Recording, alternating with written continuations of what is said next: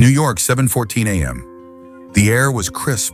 The first rays of sunlight filtered through the glass walls on the 72nd floor, home to the headquarters of Blair Automotive, casting slender streaks of golden light across the marble floor. The space was so quiet that one could hear the ticking of the second hand on the wall clock, inching forward with each beat. In a corner of the room sat Veronica Blair, the woman who had transformed an unknown car company into a symbol of American high society, sitting alone. She wore a high-collared white shirt with no jewelry and no makeup. Her sharp features and eyes were as cold as tempered steel. On the table lay a letter, printed on luxurious paper, but its content weighed heavier than lead. She read it for the third time, and each time she paused at the same line. "I'm not writing this letter to demand anything. I just want to ask, is Blair still the place I once believed in?" Marcus Howard. She didn't cry. She didn't scream. She didn't react with melodrama as seen in the movies.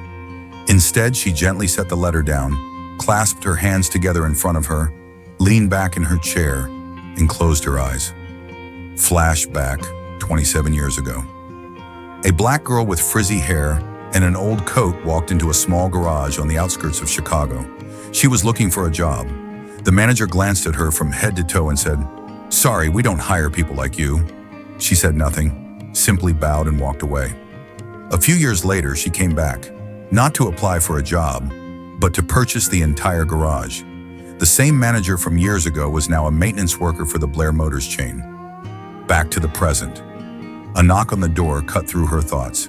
"Come in," she said, her voice low, steady, and clear. Miles Gray, her most trusted assistant, stepped in with a stack of documents. Quarterly financial report. The Beverly Hills branch remains in the top 3 in sales, although there have been some comments from difficult clients. He paused when he noticed that her eyes hadn't left the letter on the table. "Veronica, is something wrong?" She didn't look at him. She picked up the landline phone and dialed a number. After 2 rings, the call was answered. "Book me a flight to Miami, today. Do not use the company's name. Use my personal identity. Do not inform anyone in the system. And Miles, I need you to help me keep this absolutely silent." Miles furrowed his brow slightly but said nothing. He knew Veronica's principle. The fewer words she spoke, the more serious the matter. "Do you want me to come with you?" Veronica shook her head. "This time I'm going alone. I need to see it with my own eyes." 20 minutes later, she stepped into the elevator. No bodyguards, no staff, no escort. Just her, the black woman who owned one of the most valuable car companies in America, quietly preparing for a journey no one within her corporation could anticipate. The elevator doors closed. In a corner of the room, Marcus's letter still lay there. Next to it was the Mont Blanc pen that Veronica always used to sign contracts. That pen hadn't been used today, but tomorrow it might be used to sign something far more consequential, a termination order or a mandate to restructure an entire empire. Miami, 10:07 a.m. The Florida sun poured down like honey, golden, dazzling, and full of pride. Multi-million-dollar supercars were lined up along the road leading to the Blair Motors showroom in Miami Beach, a location once described by Forbes as a sanctuary for the ultra-wealthy. A black SUV glided smoothly into the parking lot. The door opened, but it wasn't a model or a well-known entrepreneur who stepped out. It was a petite woman, her curly hair hidden under a beanie, wearing faded jeans, an oversized white linen shirt, and worn-out Converse sneakers. No one recognized her. No one knew that the woman standing there was the very person who owned the building they were standing in. Veronica Blair walked slowly across the gleaming marble floor. Each step she took was like a test, not to examine the beauty of the cars, but to observe how the people here treated someone who seemed out of place. No one greeted her. No one offered her a drink. No one asked, "How can I help you?" In the far corner, a well-dressed white couple had just walked in. Instantly, 2 sales staff approached them, drawn as if by gravitational pull. One of them, a blond man with a name tag that read Trent, even joked aloud without trying to hide it. "Well, at least we're not stuck with selfie tourists today. Real customers are finally here." Veronica heard it. She wasn't angry. She simply smiled faintly and walked toward the reception desk. The young receptionist didn't look up, only glanced at her sideways and said, "We don't offer showroom tours on Saturday mornings. If you need a brochure, you can take one from the right." Veronica nodded politely. "I'd like to see the limited edition Aston Martin velour. I heard the showroom has it on display." This time the receptionist looked up. Her eyes paused on Veronica's faded sneakers, then quickly flicked down to the fabric tote bag she was carrying. The girl shrugged and gave a smile as thin as paper. "That model is only on display for VIP customers with scheduled appointments." Veronica smiled, her eyes not leaving the girl's. "So if I wanted to buy it now, would I still need to make an appointment?" The room fell silent for a beat. Another staff member passed by and whispered something into the receptionist's ear. She nodded and turned back, now sounding slightly more hesitant. "I'll call the manager. Please wait a moment." 3 minutes later, a tall man with salt and pepper hair in a dark gray suit stepped out from the executive office. His name was Carl Benson, the showroom manager, once honored as Supercar Consultant of the Year. His eyes scanned Veronica like a thermal sensor. Not detecting any high-value asset, he slowed his approach, his smile polite but cold. "I'm Carl. I heard you wanted to see the Aston Martin Valor?" "Yes, I do. I'm sorry, but that's an exclusive model, only available for viewing to customers who have been verified through financial records." "Do you have an appointment?" "No." "Then I'm afraid we won't be able to assist you today." Veronica nodded, but instead of walking away, she turned left and headed toward the main display area. Carl stepped in to block her path, his eyes narrowing. "I believe I've made myself clear. This isn't a place for casual sightseeing." Veronica stopped and raised her head. Her eyes had changed. They no longer belonged to a stranger seeking a car, but to someone who had risen from nothing to the pinnacle of power. These were the eyes of a woman who had once walked a tightrope between Wall Street tycoons and the hardships of South Chicago. "Mr. Carl," she said slowly, "when was the last time you reviewed what defines a potential customer?" Carl chuckled softly. "You misunderstand. I'm just following regulations. We have certain standards. If we allowed anyone to come in and ask to see a supercar..." Veronica cut him off, her voice calm and steady, yet cold enough to drop the room's temperature. "If anyone could come in and be treated fairly, perhaps Blair Motors would be leading the industry, not just leading in sales." Carl furrowed his brows. "Who are you? I think this conversation is over." Veronica nodded. She pulled a sleek black business card from her pocket, embossed in silver. Veronica Blair, chairwoman of Blair Automotive Group.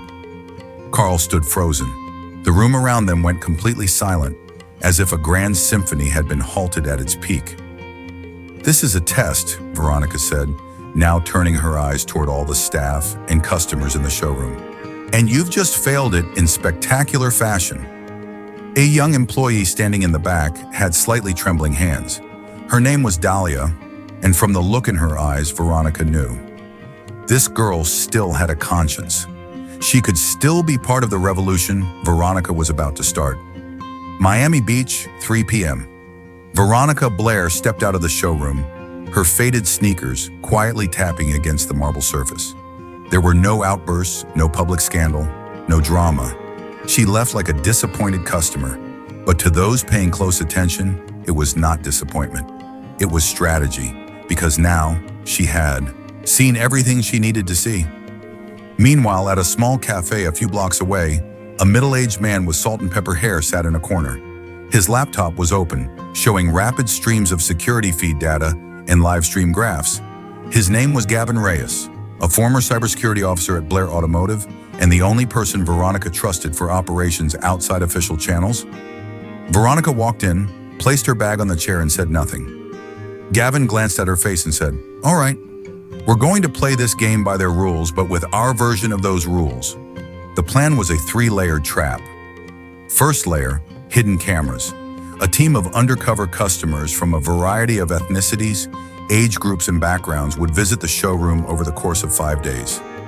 Each would carry concealed cameras, and all of them were genuinely financially capable. The goal was to collect evidence showing discrimination based on appearance, ethnicity, and manner of speaking.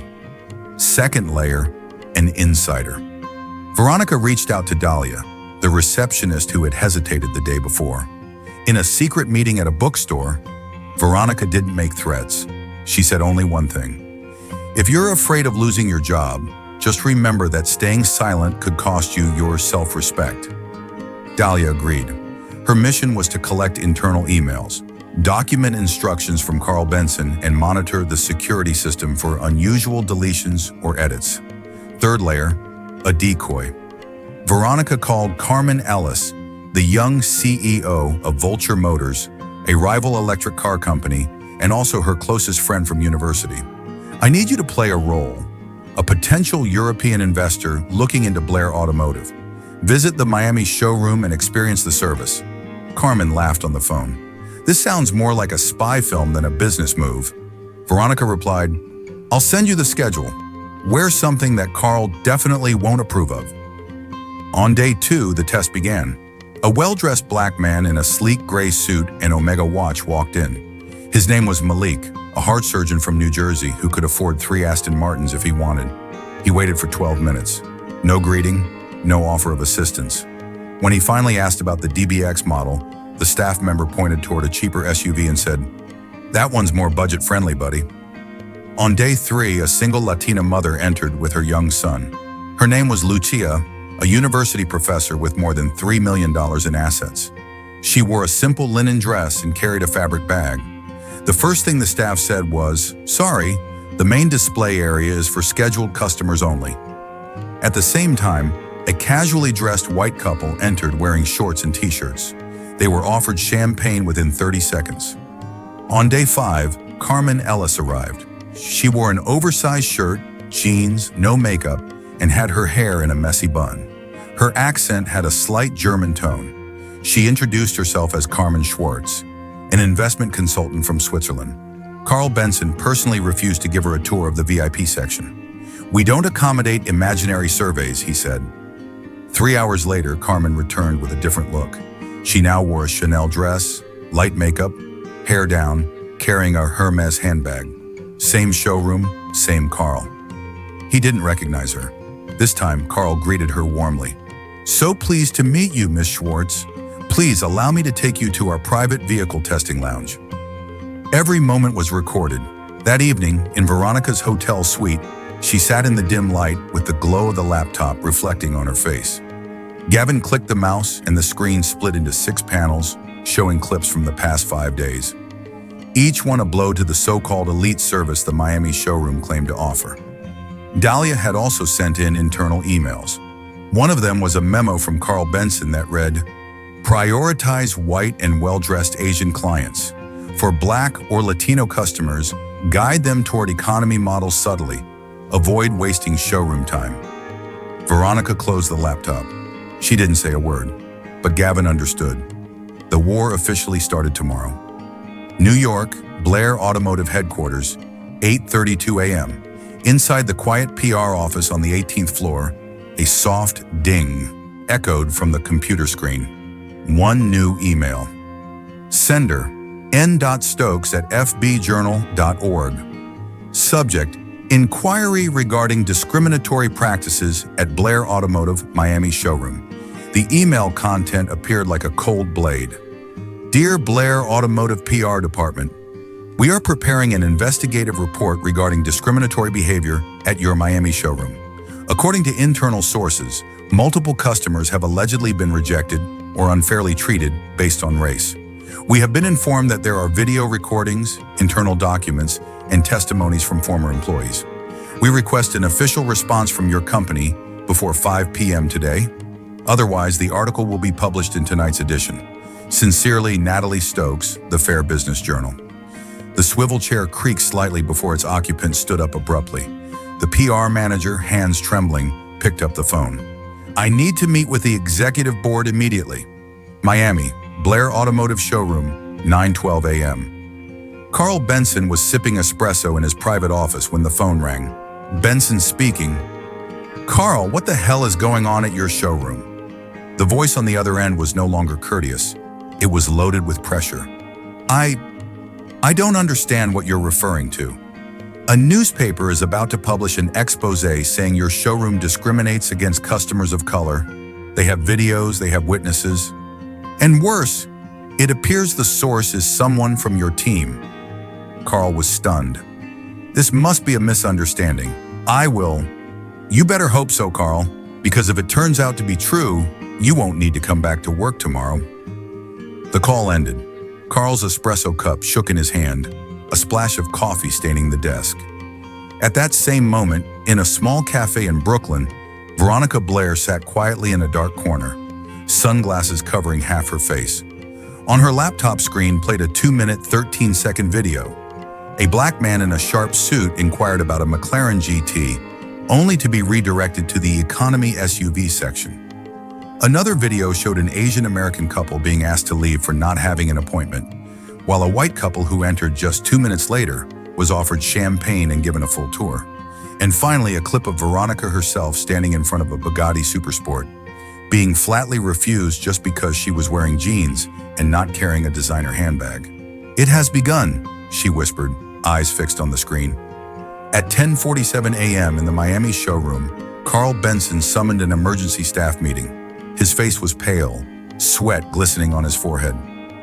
"I'll get straight to the point," he said. "We are under attack. A media outlet is about to publish an article accusing this showroom of customer discrimination." The room stirred. Some managers whispered. Others exchanged stern looks. Carl's voice grew firmer. "I suspect someone inside leaked this. Someone recorded us. If it's an employee, let me remind you I have the tools to find out who it is." His eyes paused for a brief second on one person, Maria Torres. The young woman remained calm, but her eyes betrayed the rising storm within. New York, 12:15 p.m., executive boardroom. Veronica entered the room with a small rolling suitcase. Nothing flashy, nothing showy, but her footsteps were firm and deliberate, like someone entering a courtroom holding undeniable evidence. "I heard someone wants me to explain why I investigated the Miami showroom without authorization," she said with a half smile. Howard Lang, chairman of the board, sat upright. "Veronica, if you acted unilaterally, if you recorded internal activity without approval, you could cause serious consequences." Veronica didn't respond immediately. She bent down, opened the suitcase, and took out a black SSD drive, placing it on the table. She spoke slowly and clearly. "I didn't record any internal activity. All I did was pose as a customer, walk into a showroom that bears my name, and ask to see a car I personally approve for distribution. Everything else is what our people chose to reveal." She slid the SSD into the center of the table. "You should watch this, then decide whether I'm the one who needs a warning or whether it's this entire system." Blair Automotive, headquarters, 42nd floor, New York. Light from the glass windows reflected off the long meeting table. The entire room was steeped in tension, like a string pulled to its limit. The executive directors sat in silence. Only the soft click of a USB being plugged in broke the stillness as Veronica Blair inserted the silver drive into the port. The large screen at the end of the room lit up. "Apologies for not notifying anyone in advance," Veronica said, her voice low and cold.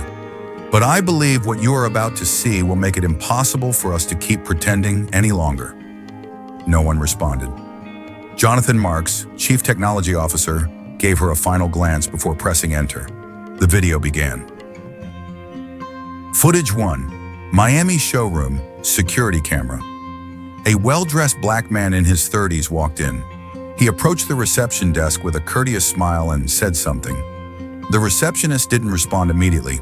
She glanced at him from shoes to hair, then picked up the internal phone and made a call. No one came to assist him. The camera zoomed in on the other side of the showroom. A casually dressed white couple entered. A staff member rushed out to welcome them with a smile, offered them wine, and escorted them to the luxury display area.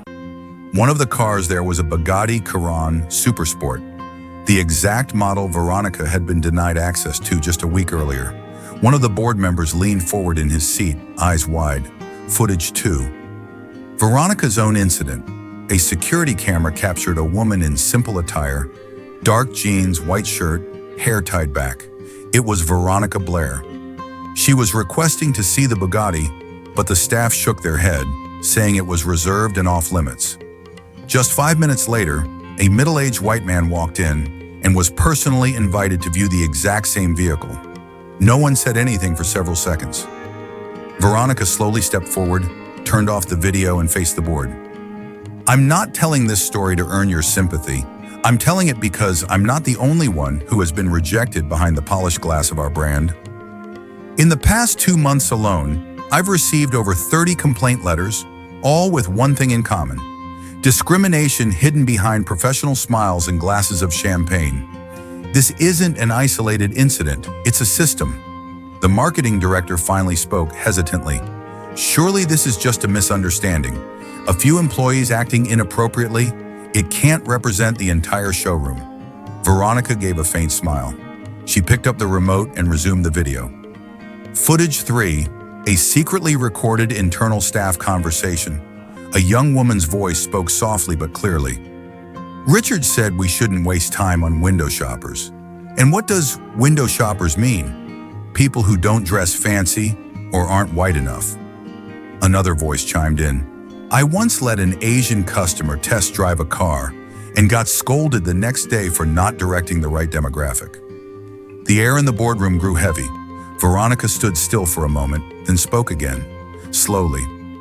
I used to believe that slapping the word luxury on a product was enough to protect our brand's value. I was wrong. What truly protects us is how we treat every person who walks through the door. She turned to Jonathan. He nodded, and a new slide appeared on the screen. Emergency proposal. Establish an independent internal review task force. Randomly audit showrooms nationwide. Temporarily suspend the Miami showroom executive director, Carl Benson. Investigate the use of customer profiling as a filtering tool. The room remained dead silent. Then the eldest member of the board, Chairman Gerald Banks, stood up, leaning on the table for support. His voice was hoarse but firm. I used to think that selling luxury cars meant choosing luxury clients. But luxury doesn't mean white, and Blair is not an exclusive club. He looked straight at Veronica. You've opened all of our eyes. We will vote this afternoon, but I doubt anyone here still hesitates about what must be done. As Veronica stepped out of the boardroom, she didn't smile. She knew this was only the beginning. Her phone buzzed. It was Daniel. Someone from the internal PR team just leaked the meeting to the press, and it looks like Richard is rallying opposition to the new policy. Veronica stood still in the long hallway carpeted in gray. At the far end was a wide glass window, looking out over the overcast New York sky. She exhaled slowly, eyes narrowing as if she were looking through the glass into a future she refused to let be stained by deceit again. New York, 4:30 a.m. The sky was still pitch black. Veronica Blair sat alone in her office on the highest floor of Blair Automotive's headquarters. The city lights behind her glimmered faintly like distant stars caught in a fading dream. In her hands was a phone, playing the same video on loop. In that video was herself, Veronica, being rejected, doubted, and underestimated inside the showroom she had built with her own hands. She was humiliated, but this time, she had let the cameras capture everything. Below the video, hundreds of comments poured in. What the hell is going on? That's the CEO, and the staff didn't recognize her. Heartbreaking. And it's still happening after all these years. I walked into the Houston showroom once and was treated like trash. The hashtag number sign Justice at Blair exploded. The press began calling the internal investigation the silent uprising of the woman behind the empire.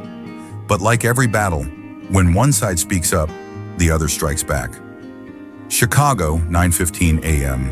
A dimly lit office with the doors closed. Richard Langford sat in the shadows, his dark suit still pristine, but his expression no longer smug. In front of him was a computer screen filled with articles being rapidly shared across social media. He chuckled.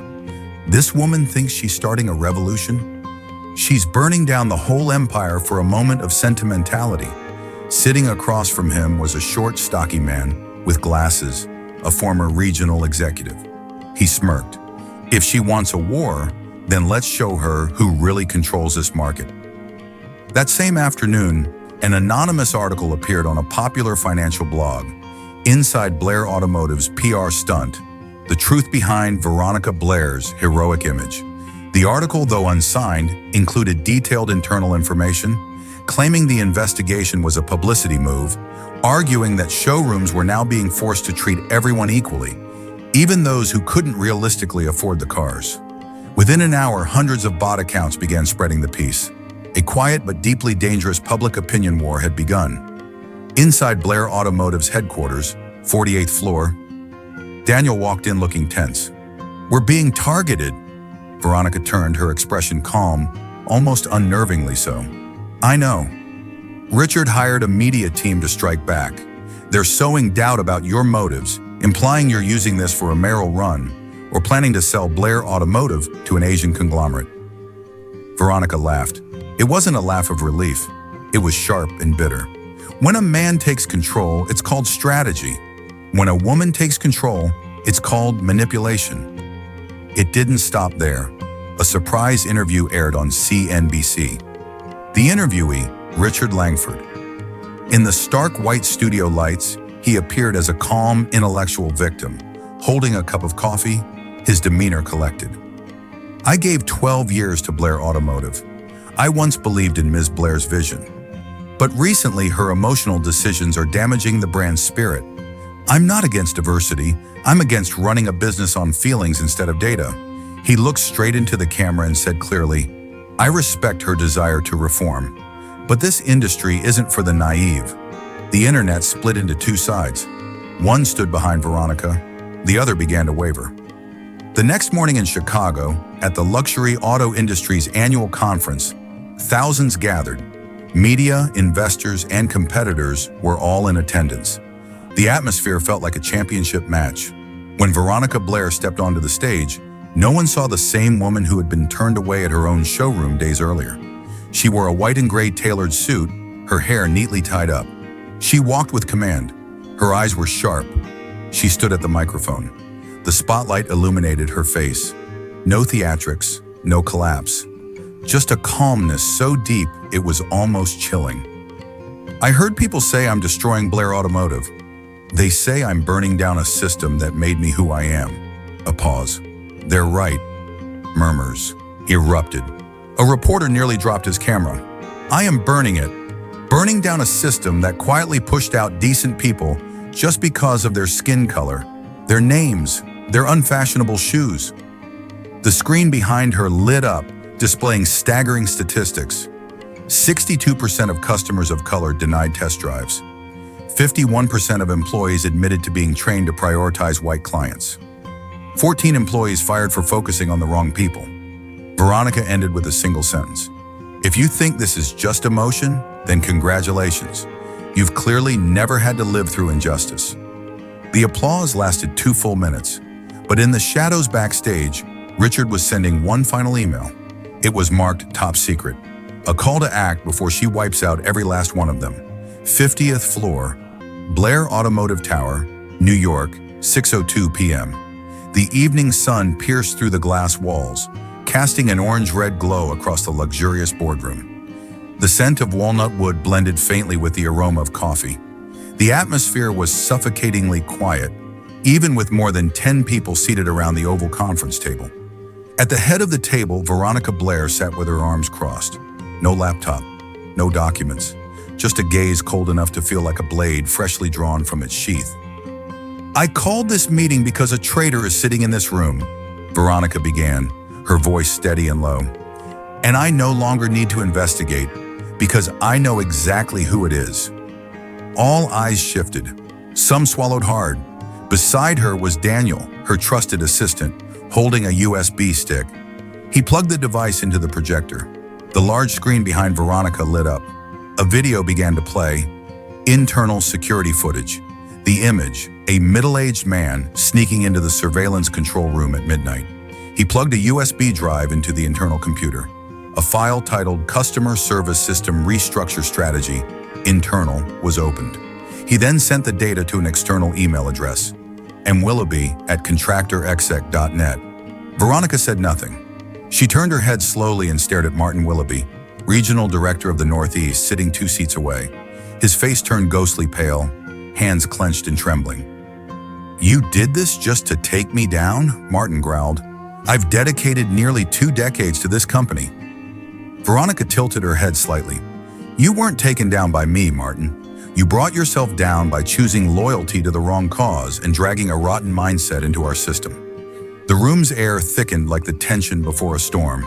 Daniel nodded and presented another diagram from a newly opened file. The title read, "The Legacy Club." A network appeared on screen. At the center was Richard Langford.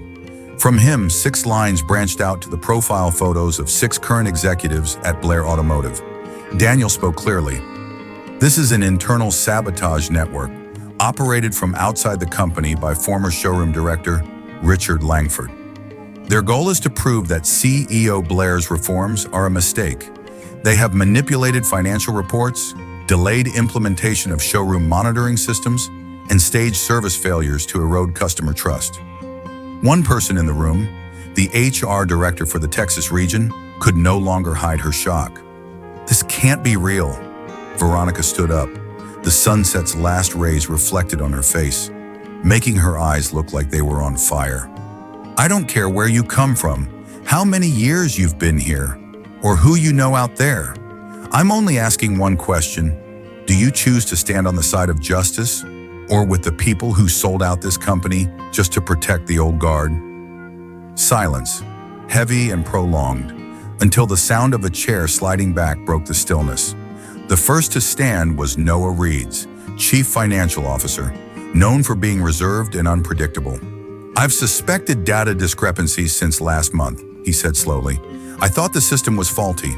Now I know why." He looked at Veronica. "I stand with you." Next was a woman, Clara Jennings, brand director, then the third, the fourth, one by one. In the end, only 3 remained seated, and Martin Willoughby was one of them.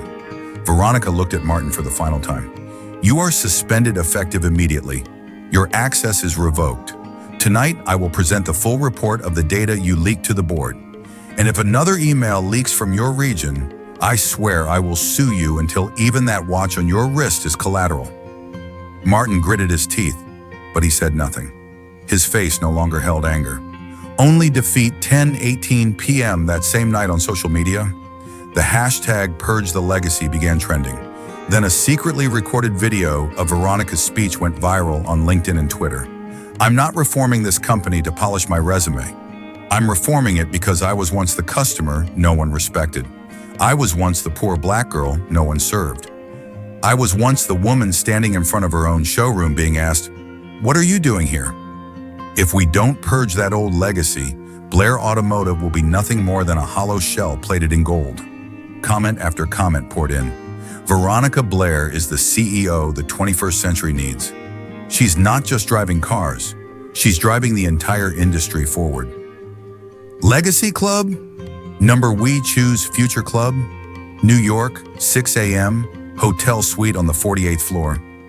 Veronica Blair sat alone in the soft glow of early morning, just as the first light peeked over the skyscrapers. She hadn't slept. Last night the internet exploded, but not because of a new policy, a successful board meeting, or a business milestone. It was because of a video, a familiar face, a figure from the past thought to be buried long ago. Richard Langford. She picked up the remote and turned on the news. On CNN at 6:01 a.m., the morning business segment aired an exclusive interview with Richard Langford, former showroom director of Beverly Hills, recently dismissed in a scandal shaking the luxury auto industry. The camera cut to a well-groomed man with silver-slicked hair, a custom-tailored gray suit.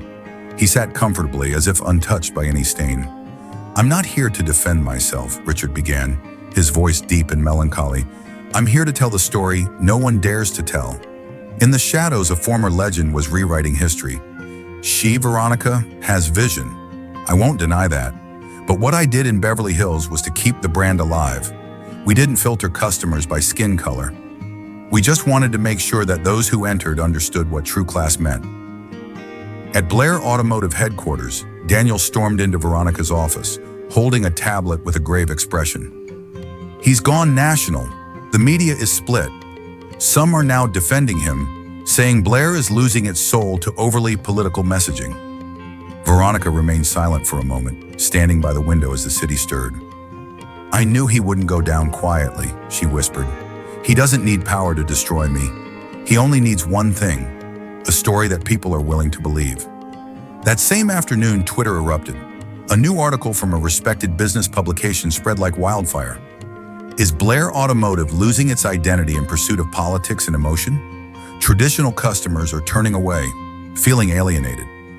Last quarter's profits dipped slightly, even though the CEO claims the strategy is on track. Hashtags sprang up like weeds. Bring back Richard, luxury not loud, is Veronica failing? In her office at 9:30 p.m., bathed in quiet amber light, Veronica stared at her laptop. Though the atmosphere was warm, her eyes were razor sharp. He's using media to resurrect himself, she said. Then we'll use the same media to finish him. 3 days later, Netflix dropped a new trailer for its upcoming docuseries, The Inside Engine, The Truth Behind Blair Automotive, a behind-the-scenes documentary revealing the internal culture reform of a luxury car empire. The opening scene was Maria Torres's trembling voice. I used to believe that hard work was enough, but no. We were trained to judge clients by their shoes, their voice, their name, and their skin color. The footage cut to CCTV showing Maria being pulled into Richard's office as he slammed the door shut. Blair Automotive Headquarters, New York, 9 a.m. The elevator doors opened on the top floor, where gray daylight spilled across the cold stone floors. A silent hallway led to a pair of walnut double doors carved with the Blair Automotive logo. Behind those doors lay a battlefield. No greetings, no smiles. Just 15 board members seated around an oval table, like a courtroom without a judge, but with the power to determine the fate of an empire. At the left end of the table sat Gordon Whitmore, a longtime shareholder and once Richard Langford's most trusted ally. At the opposite end, a chair remained empty. Then she entered, Veronica Blair. No one said a word as she walked in. There was no need. She wore a black trench coat over a charcoal suit, impeccably tailored, understated but flawless. No logos, no flash, yet her presence silenced the room. Veronica sat down. She removed her ring and placed it gently on the table. Then she took a silver USB drive from her small leather bag and placed it directly in front of her. Jonathan Fields, the chairman, was the first to speak. This emergency meeting was called after we received news of alleged discrimination at the Beverly Hills showroom. The air turned colder than the air conditioning. Gordon leaned back, his voice calm but laced with implication. It's unfortunate, but I don't think we need to escalate over a few customer misunderstandings. Ms. Blair may be letting personal emotion cloud strategic decisions. Veronica said nothing. Instead, she plugged the USB into the port at the center of the table. The screen at the head of the room flickered to life. The truth does not care about wealth. It just needs a camera. Clip 1. A well-dressed black man walked into the Beverly Hills showroom. He asked to see the Bugatti Chiron, but was told it had been reserved. He left. Moments later, a white man dressed similarly arrived. He was offered wine and guided directly to the same car, invited to sit inside and explore the interior. Richard Langford himself appeared in the frame, shaking the man's hand. That other type of customer, you know how it is. Just here to pretend. But you, sir, we save our full attention for the truly worthy. Gordon leaned back, eyebrows furrowed. Jonathan sat up straighter. No one spoke as the next slide appeared. A pilot showroom under the new equal service policy. Sales up 13.2%. Test drives up 38%. Repeat visits doubled. Veronica finally spoke. Her voice was steady but unyielding. I'm not here to apologize. I'm here to point out what we should have seen long ago. She locked eyes with every person at the table. If our company becomes one that selects customers based on skin color, everything we have built over 2 decades will rot into a golden corpse. Silence. Then Marlene Yu, regional director of the West Coast, raised her voice. Veronica is right. I used to think the new policy was risky, but numbers don't lie. And I saw a customer cry because, for the first time, they were treated like a human being. Gordon made one final attempt to push back. Let's not let feelings run this company. We are a brand built on class, not charity. Veronica smiled, not gently but knowingly. She placed another document on the table, an internal audit signed that very morning by Jonathan. If your version of class includes kickbacks from competitors, as this financial trail shows, then I believe the board has more than one reason to reconsider its allegiances. Gordon's face went pale. No one defended him. Jonathan cleared his throat. I propose a vote to reaffirm Veronica Blair as CEO and to implement the national standardization of the equal service policy across all showrooms. Vote result: 13 in favor, 2 abstentions, 0 opposed. Gordon clenched his fist, but no one looked at him. Veronica straightened, picked up her USB, her eyes as sharp as a freshly honed blade. I'm not here to fight for a title. I'm here to keep this company's soul from rotting from the inside out. Elsewhere, Richard Langford watched the news unfold from a temporary rental in the suburbs. Blair Automotive reaffirms CEO Veronica Blair. Showroom system undergoes sweeping reform following Beverly Hills scandal. His hand trembled. His eyes burned red. He wasn't done yet. A black customer, wearing a tailored suit, spoke in another clip. I walked in with a $200,000 check to buy a car. They told me it was reserved. I came back an hour later with my white friend. Suddenly, the car was available again. The final scene of the trailer showed Veronica standing in a factory, looking straight into the camera. I didn't rebuild this empire to please anyone.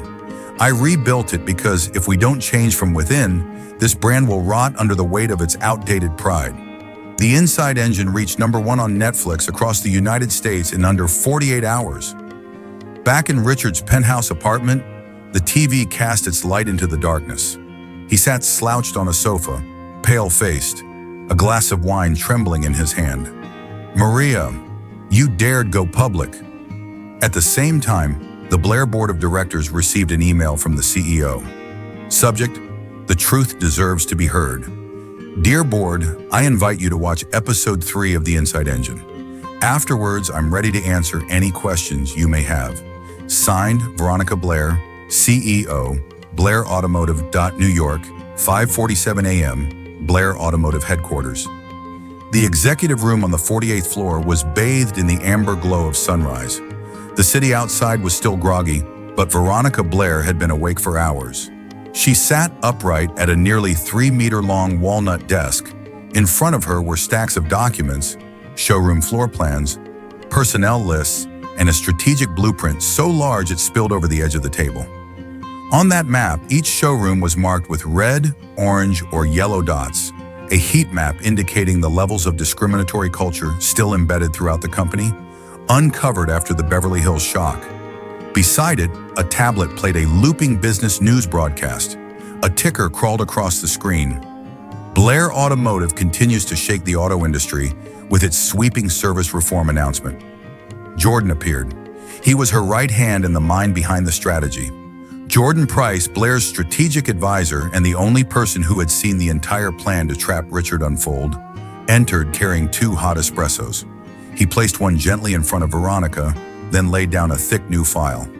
This is the latest update on underground resistance. Dallas, Scottsdale, and Miami are the most problematic. Veronica picked up the espresso without glancing at the file.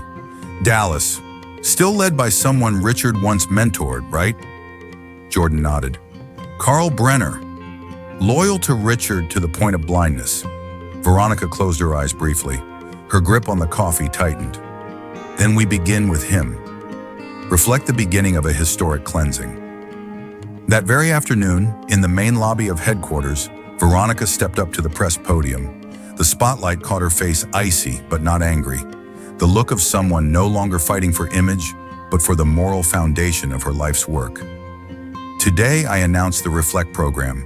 It stands for Reevaluate, Educate, Filter, Listen, Enforce, Correct, and Transform. She paused and looked directly into the camera. This is not a campaign. This is a purge, and anyone who opposes it will no longer be part of Blair Automotive. Dallas, the most volatile front.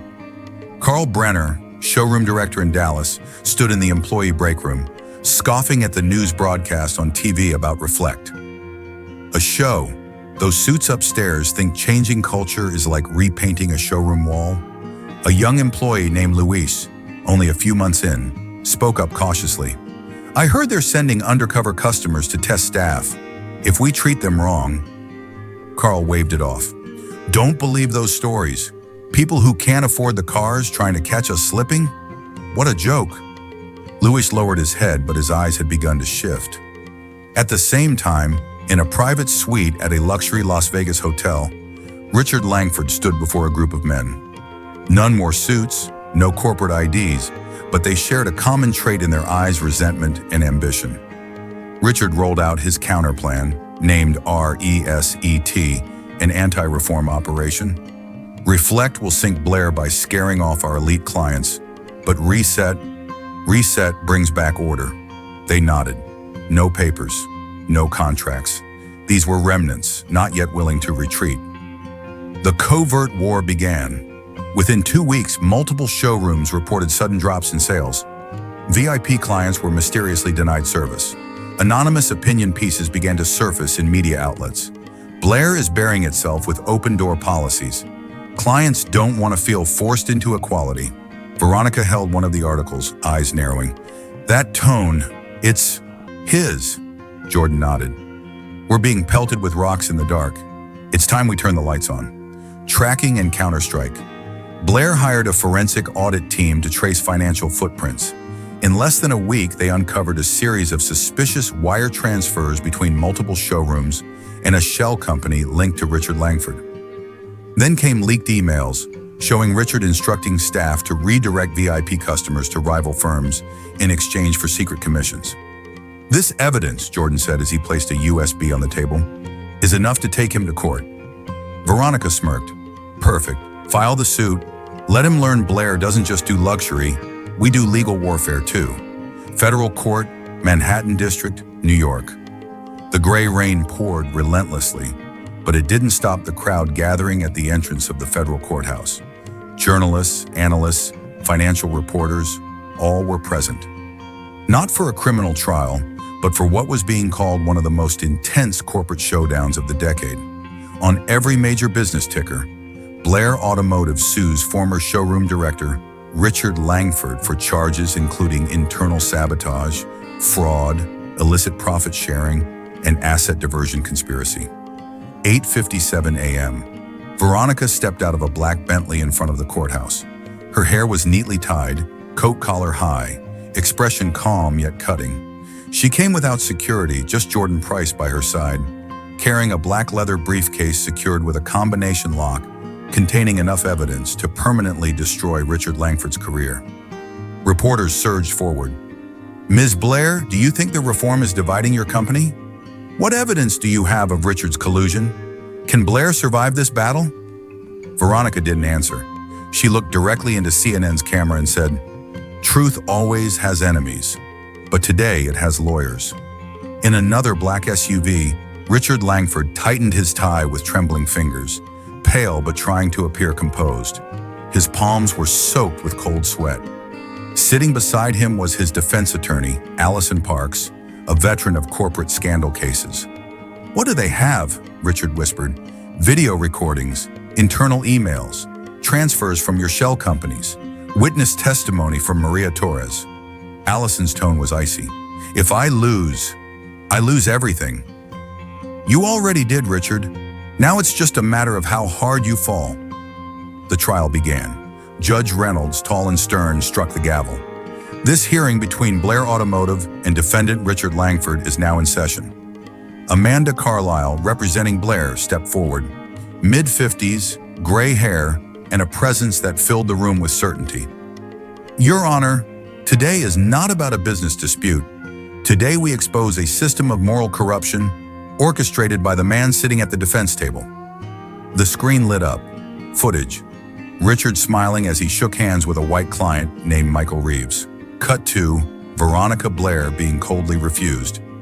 Cut to an email with the subject line, Don't waste time on window shoppers. Cut again, a money transfer from Alberton Consulting, confirmed to be Richard's front.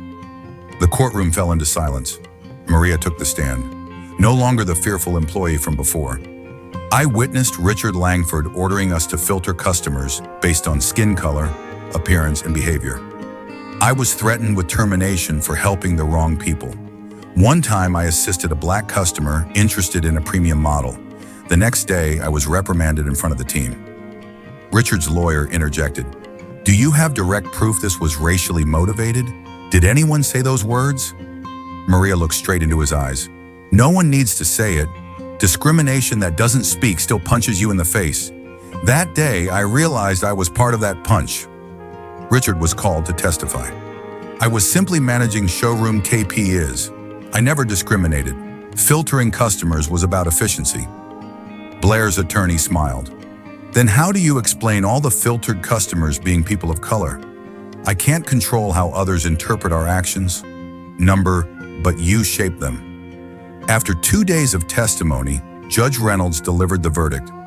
Richard Langford was found guilty of abuse of power, orchestrating misconduct, and systemic discrimination. He was ordered to pay Blair Automotive $17 million in damages and was banned from working in the automotive sector for 10 years. Richard collapsed into his seat, color drained from his face.